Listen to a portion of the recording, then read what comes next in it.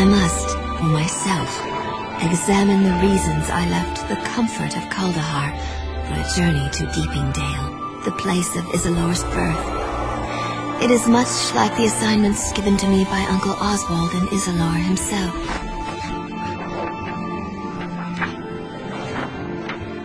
When Isilor left those lands near the inner sea for the spine of the world, he told his fellow druids he would send a student to replace him.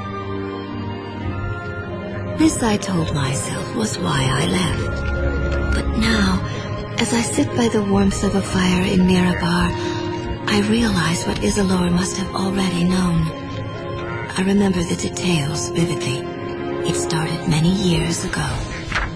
The year was 1310 Dale Reckoning, when scouts from Burn Shander, the largest of the 10 towns, first reported sighting goblin warbands. Within weeks, a river of goblins had flowed forth from the spine of the world, and above that wave of death sailed a banner bearing the monstrous heads of the Chimera.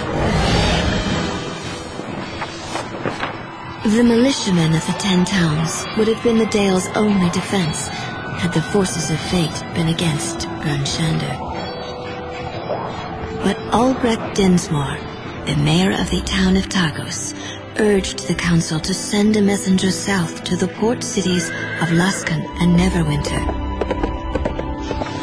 Luskan had problems of her own, but fearful of repercussions, the captains of Luskan devised a simple plan. Throughout the city, they posted notices promising wealth and fame.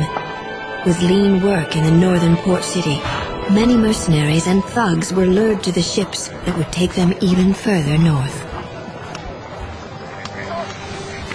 And so their ships crept through the sea of moving ice and onto the Shangarn River. They bragged of the deeds they would perform and the castles they would purchase. Lost in their reverie, they were blind to the throngs of goblins and orcs that lay in wait. Only a few ships survived the assault. Those that continued up the river watched as the town of Bremen burned. One of the 10 towns had already fallen. Many wondered, as I often wonder, what difference only a few can make against so many, and in the midst of such terrible circumstances.